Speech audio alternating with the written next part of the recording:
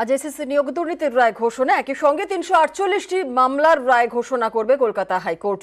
নির্ভর করছে ২৫,০০০ চাকরির ভবিষ্যৎ। স্কুলে নিয়োগে দুর্নীতির ভুরি ভুরি অভিযোগ তদন্ত করেছে কেন্দ্রীয় এজেন্সি। সোমবার এসএসসির নিয়োগ দুর্নীতির রায় ঘোষণা করবে কলকাতা হাইকোর্ট। বিচারপতি দেবাংশু বসাক এবং মোহাম্মদ শব্বর রশিদের ডিভিশন বেঞ্চ। শিক্ষক নিয়োগের পাশাপাশি অশিক্ষক কর্মী নিয়োগেও দুর্নীতির অভিযোগ, এ নিয়ে একের পর এক মামলা। এসএসসি দুর্নীতি সংক্রান্ত ৩৪৮টি মামলার রায় ঘোষণা করবে হাইকোর্ট। ২৫,০০০ চাকরির ভবিষ্যৎ ঠিক হবে। এ নিয়ে নানা মহলে নানা কৌতূহল।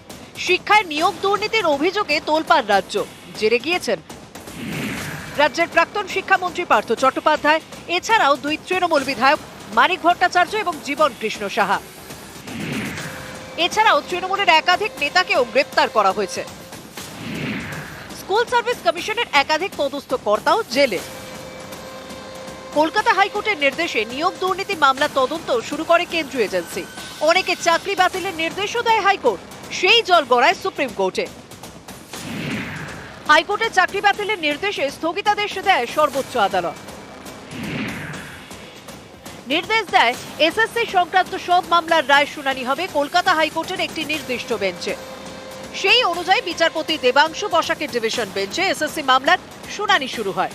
আগামী মে মাসের ৯ তারিখের মধ্যে এসএসসি মামলার নিষ্পত্তির সময়সীমা বেঁধে দেয় সুপ্রিম কোর্ট। সর্বোচ্চ আদালতের বেঁধে দেওয়া সময়সীমার আগেই রায় ঘোষণার পথে কলকাতা হাইকোর্ট।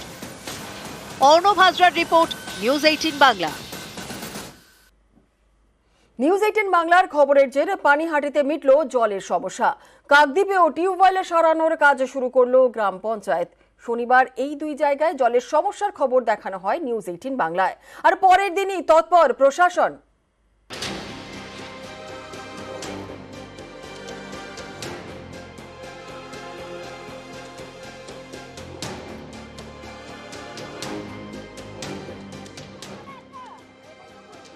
পানিহাটি পুরসভার ২৮ নম্বর ওয়ার্ড। স্থানীয়দের দাবি, দীর্ঘদিন ধরেই এলাকায় জলের সমস্যা। কল থেকে জল পড়ে না। পুরসভায় বারবার জানিয়েও কোনো কাজ হয়নি বলে অভিযোগ।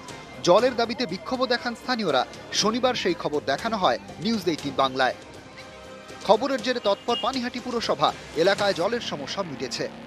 নিউজ 18 আপনাদের খবরে দেখিয়েছেন, আমরা জল পেয়েছি, আপনাদের তার জন্য ধন্যবাদ। কিন্তু সব ওয়ার্ডে পুরো দমদমের সমস্যা সেটা কিন্তু না, আমাদের কয়েকটা ওয়ার্ডের সমস্যা, তার মধ্যে আমাদের ওয়ার্ডটা পড়ে, সেখানে আমরা জল পেয়েছি। আশা করবো আগামী দিনে সেই জলটা যদি পাই। নিউজ 18 যে আমাদের সাথে এতটা সহযোগিতা করেছে তার জন্য তাদের বিশেষ ধন্যবাদ, এবং ভবিষ্যতেও যদি কোনো সমস্যায় পড়ি আমরা জানি তারা আমাদের পাশে থাকবে। দক্ষিণ ২৪ পরগনার কাকদ্বীপের মাধবনগর। অভিযোগ, কয়েক মাস ধরে গ্রামে জলের সমস্যা। কোথাও টিউবওয়েল খারাপ, কোথাও বা টিউবওয়েল থেকে নোংরা জল পড়ে। গরমে দুর্ভোগ চরমে ওঠে। শনিবার সেই খবর দেখানো হয় নিউজ 18 বাংলায়। নিউজ 18 বাংলার খবরের জেরে তৎপর হয় স্থানীয় গ্রাম পঞ্চায়েত। রবিবার শুরু হয়েছে টিউবওয়েল সারানোর কাজ। আপনারা এসেছে নিউজ বাংলা থেকে, তো আপনাদের অবশ্যই ধন্যবাদ দেবো। তা আমরা চাইবো ওনারা নড়চড়ে বসুন, এটা ব্যবহার করে দেখি, ভালো জল হয় যদি, তাহলে আমরা নিশ্চয়ই শান্তি পাবো। ৫-৬ মাস আমাদের জলের সমস্যা প্রচুর ছিল, তাই আপনি আসার পরে যাও এই কলটাকে রিপেয়ারিং হচ্ছে, হচ্ছে, এইটাকে আপনাকে ধন্যবাদ জানাই। গ্রামের সব টিউবওয়েল সারানোর কাজ শুরু করছে গ্রাম পঞ্চায়েত। জলের সমস্যা মেটাতে গ্রামে খাবার জলের ট্যাঙ্ক পাঠিয়েছে প্রশাসন। নিউজ 18 বাংলা। স্কুল থেকে উধাও পরীক্ষার খাতা, তাই ফেরে পরীক্ষা। ক্লাস 8-এর দুবার অঙ্ক পরীক্ষা হলো কোলাঘাটের একটি স্কুলে। পড়ুয়াদের অভিযোগ, পরীক্ষার খাতা বিক্রি করে দিয়েছে স্কুল কর্তৃপক্ষ, আর খাতা বিক্রির অভিযোগ মানতে নারাজ প্রধান শিক্ষক।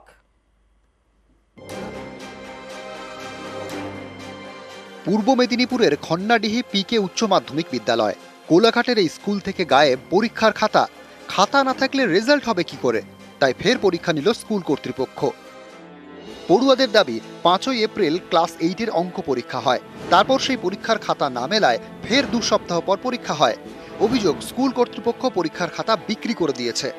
তো কী কারণে হারিয়ে গেছে আমাদের জিজ্ঞাসা করতে বলে, কি একই সঙ্গে খাতা রাখা হয়েছিল, পুরাতন খাতা আর নতুন খাতা, ভুল করে নাকি তারা বিক্রি করে দিয়েছে। কোন বিষয়ের কথা? গণিত। ওই খাতাটা ওরা রাখার জায়গা যেখানে সেখানে না রেখে ডাস্টবিনে রেখেছে। ডাস্টবিনে যত কাগজ বিক্রি হয়েছে ওর সঙ্গে বিক্রি করে দিয়েছে। ওদের দোষটা ওরা ঢাকার জন্য বলছে চুরি হয়ে গেছে।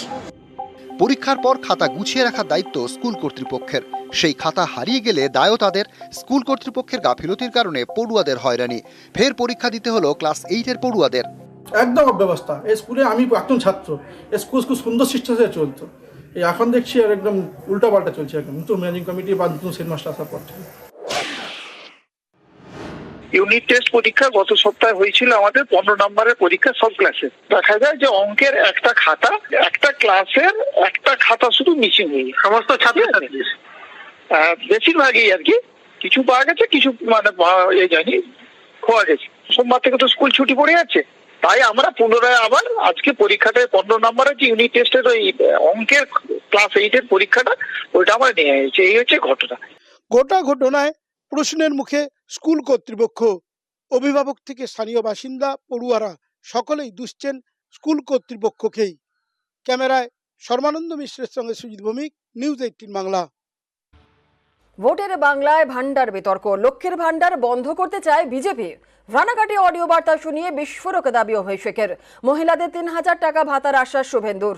আর লক্ষ্মীর ভান্ডার নিয়ে কি দ্বিমত মতে উঠছে প্রশ্ন। বাংলায় চালু প্রকল্পের সঙ্গে মহালক্ষ্মীর ভান্ডারেরও প্রতিশ্রুতি অধীরের। বিজেপির একজন নেতা কি বলল, 3 মাস বাদে লক্ষ্মীর ভান্ডার বন্ধ হয়ে যাবে। এই নির্বাচনে গোটা রাজ্য জুড়ে বিজেপি 35টা আসনে জয়ী হলে 2025-এর মধ্যে পশ্চিমবঙ্গে তৃণমূল সরকার পড়ে যাবে।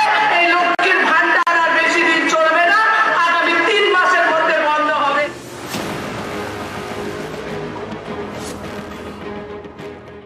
অভিষেক বন্দ্যোপাধ্যায়ের দম থাকলে পুরো ভিডিওটা দেখা, উনি কথা কেটে কেটে নিয়ে ওখানে এস্টাবলিশ করার চেষ্টা করছে। সুতরাং ওনার এগুলো মিথ্যে কথা, মিথ্যে ঢং, মিথ্যে অভিনয় পশ্চিমবঙ্গের মানুষ অন্ততপক্ষে শুনবে না।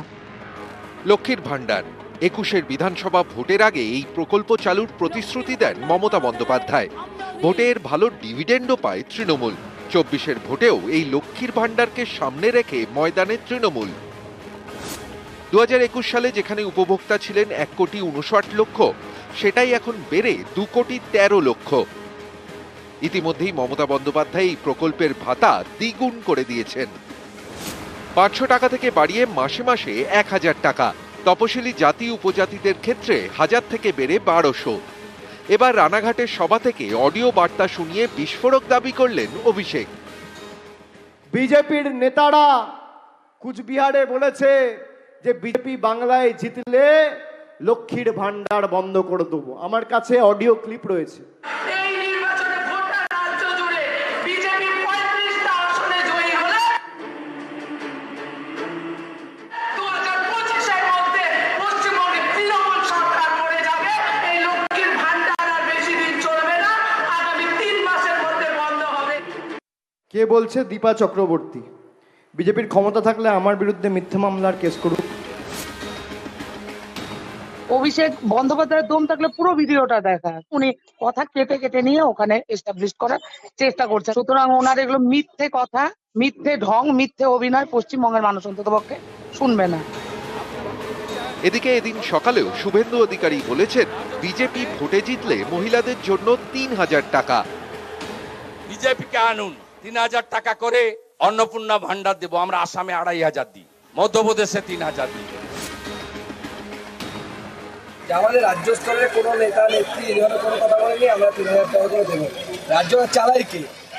যে নেত্রীর কথা ওনারা বলছে তারা চালায় না, সুকান্ত বন্দ্যোপাধ্যায়, শুভেন্দু অধিকারী দিদি প্রশ্ন চালায়, এদের কথাও শুনতে হবে। বাংলার লক্ষ্মীর ভান্ডারের আদলে কংগ্রেস শাসিত রাজ্যে ইতিমধ্যেই চালু হয়েছে প্রকল্প। প্রশংসা করেছেন সোনিয়া গান্ধী। এবার প্রদেশ কংগ্রেস সভাপতির দাবি, বাংলায় চলবেই লক্ষ্মীর ভান্ডার প্রকল্প, সঙ্গে মহালক্ষ্মীর ভান্ডারের প্রতিশ্রুতি অধীরের।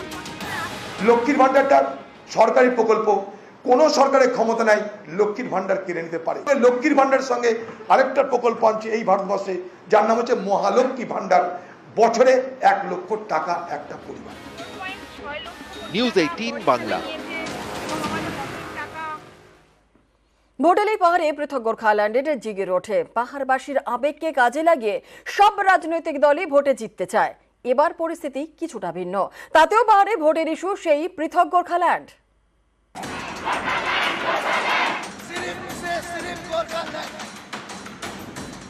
এই প্রথম পাহাড় একছত্র আধিপত্যের বাইরে, এই প্রথম পাহাড় ভূমিপুত্রের ভোটে লড়ার দাবিতে সরব। পাহাড়ের ভোট ব্যাংকে এখন একাধিক রাজনৈতিক দলের আধিপত্য। আগে পাহাড়ের ভোট ব্যাংক নিয়ন্ত্রণ করত কোন একটি নির্দিষ্ট রাজনৈতিক দল। বাইরে থেকে রাজনৈতিক দলগুলি গিয়ে তাদের সহায়তায় ভোটে জিতত। এবার এতগুলি ভাগে ভোট ব্যাংক ভাগ হয়ে যাওয়ায় খানিকটা চাপে বিজেপি। তবে ইস্যু সেই গোর্খাল্যান্ডই। अब तो करना पड़ेगा ना, बहुत हो चुका है। एक बार लास्ट चांस दिया है ना हम, इसीलिए तो काम कर रहा हूँ ना, इसीलिए तो हम राजू बिष्ट को जिता के भेजना है ना, और उसको कान पकड़ के भी काम लगाना है। ये तो हम लोग कराएंगे। गोरखालैंड से तो मैं हटूंगा नहीं, और आज भी मैं बोल रहा हूँ, और ये 5 बजे नहीं होगा तो उसके साथ नहीं होगा हम लोग। রবিবার আবহাওয়া খারাপ থাকায় লেবংয়ের সভায় পৌঁছতে পারেননি অমিত শাহ, কিন্তু ফোন বার্তায় পাহাড়ে শান্তি ফেরানোর বার্তা দিয়েছেন তিনি। मैं आपको आश्वस्त करता हूं कि कम्युनिस्ट और तृणमूल दोनों ने पहाड़ को रक्त रणदीप किया था। पहाड़ पर शांति लाने का काम केवल और केवल भारतीय जनता पार्टी कर सकती है। অমিত শাহ পৃথক গোর্খাল্যান্ডের কথা না বললেও চাপে পড়ে আশ্বাস দিয়েছেন রাজু বিস্তা। देखिए, आज भी उन्होंने कहा कि वो कंसिडरेशन में है, तो सीए के साथ ही इसकी घोषणा होनी थी, लेकिन कुछ कारणों से नहीं हो पाई। 2026 के चुनाव से पहले 110% होगा। मैं चुनाव लड़ी इसी रहा हूँ कि इस क्षेत्र में रहने वाली जनता को मिले, भारत के संविधान के अंतर्गत समाधान होगा।